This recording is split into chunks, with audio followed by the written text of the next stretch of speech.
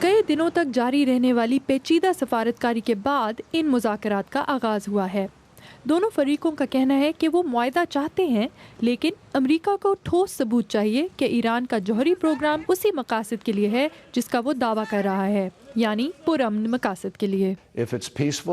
اگر یہ پرامن ہے تو اسے ہونے دیں، اور میں امید کرتا ہوں کہ آنے والے دنوں میں یہ ممکن ہوگا۔ اسرائیل کی طرح بعض خلیجی ریاستوں کو بھی خدشات ہیں کہ ایران اپنے جوہری پروگرام کے تحت ہتھیار بنا رہا ہے، اور یمن، شام اور عراق میں شیعہ جنگجوؤں کو مدد کرنے کی وجہ سے بھی ان ممالک کو تشویش ہے۔ توقع ہے کہ سوئٹزرلینڈ میں ہونے والے مذاکرات 31 مارچ تک کسی نتیجے تک پہنچ جائیں گے، لیکن اس معاہدے کی راہ میں کئی رکاوٹیں ہیں، خاص طور پر یورینیم افزودہ کرنے کا معاملہ۔ یورینیم سے ہتھیار بنانے کے ساتھ ساتھ بجلی بھی پیدا کی جاتی ہے، اور امریکہ اور اس کے اتحادی ایران کی یورینیم افزودہ کرنے کی صلاحیت کو محدود رکھنا چاہتے ہیں۔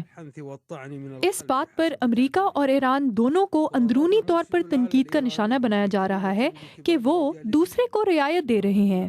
47 امریکی سینیٹرز نے اس خط میں اس معاہدے کی مخالفت بھی کی، لیکن اس معاہدے پر پہنچنے سے پہلے خطے کے ایک اہم فریق سعودی عرب نے بھی تشویش ظاہر کی ہے۔ ایران کا کردار خطے میں منفی رہا ہے، خواہ شام کی بات ہو، یمن، فلسطین، بحرین یا عراق کی بات ہو۔